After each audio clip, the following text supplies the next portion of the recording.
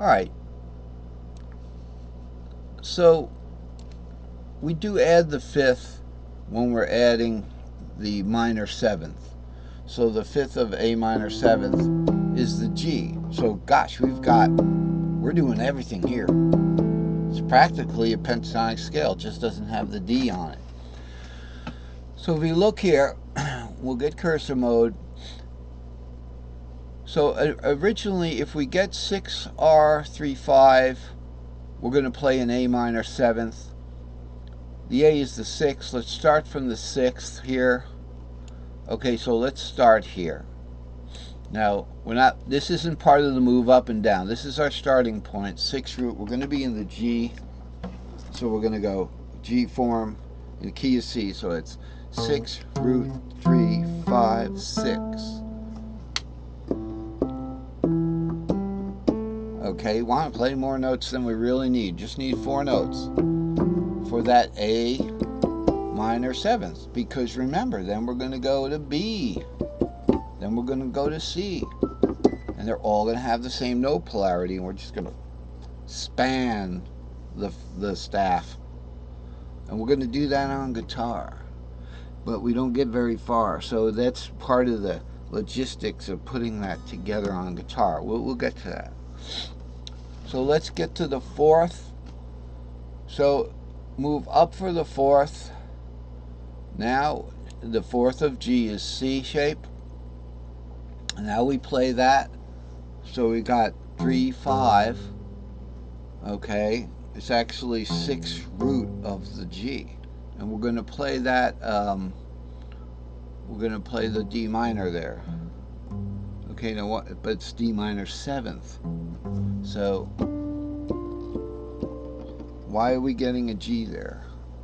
3 5. Move up for the second minor. Oh, because we're in the G shape. We're not on the C shape down here. We're in the G shape. So here's 3 5. Okay. 3 5, then 6 root, then 3. That should be it. So we're spelling out this. We're spelling out A, C, and then D and F, and then A. A, C, D, F, A. So A, C, D, F, A is pretty much okay. So it works that way, and then we'll go back to our original shape. Now when we push down, watch it, this might go off the screen here, so let's zoom out a little bit. Let's get our line where it was. Oh, now we have to draw a new line here. Okay, so let's get this over here. Remember we started line right there. We started on G. Okay, now we want to get that E minor seventh. We're going to move the pattern down.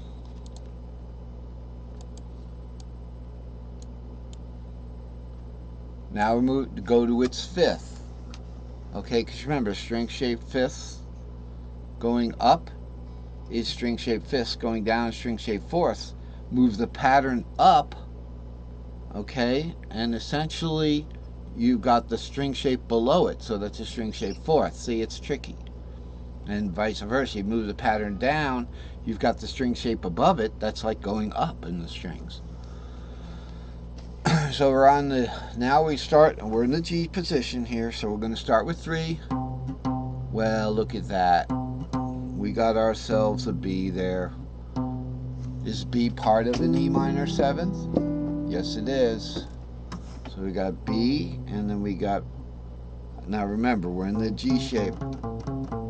So we're in that D string shape now that we've superimposed that D string shape over the G string shape. Here's the G box.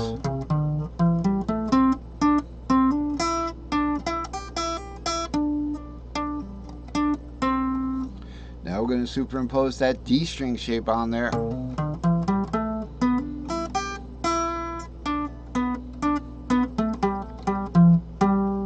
Okay, So what are we doing? We're doing the 3 because it's 2, 3, 4.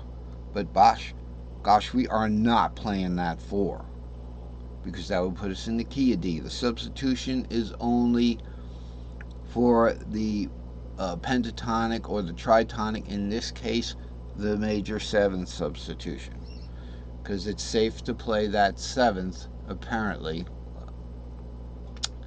it would be the 6th.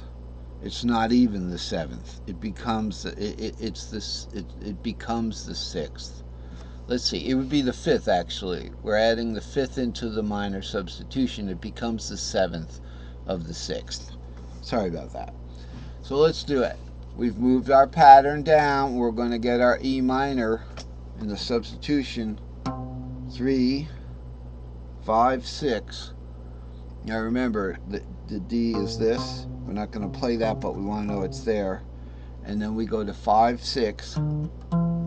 Now here's a case where we got to look at the long pattern here. It might have been better to bring that 3. Let's see, the D is up here. See, it gets a little difficult when we go from this pattern to this pattern, but we should be able to do it. So let's just go into the long pattern from there. 3, 5, 6, root 3. Okay? So we started with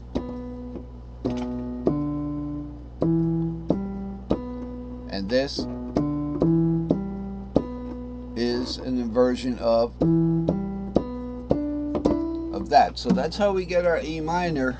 So we have covered, I know it's like, but it should be difficult, but we should be messing up. We've already messed up. Don't feel bad. So that's how you get the minors, the 2 minors. All right, now let's go back to our little diagram over here. So we've got the 2 majors, and we have the 3 minors. By the way, this should be a small a. Okay, so we've got the 3 minors here. Okay, now for the half diminished, we have a different way of doing that. Okay, there's a complicated way or an easy way, and then the dominant. Let's just look at these guys here. So half diminished is just 7, 2, 4, 6. So you just play it as you see it, whatever string shape you're in. That's how you'd play that, you know. So in the E string shape, here's your E box.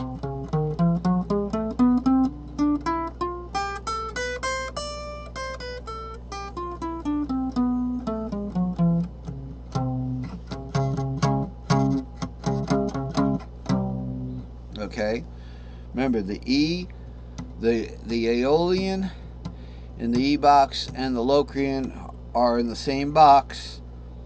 Okay, Locrian's long, Aeolian's short. And in the C box, the Phrygian and the Lydian are in the same box. Phrygian's long, Lydian's short. So over here, we want to start with the E box. You're going to go 7, 2, 4, 6, 7.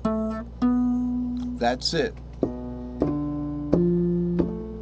Okay, that's our B half diminished that we're going to do. But B goes to what? B goes to C. C goes to D. D goes to E.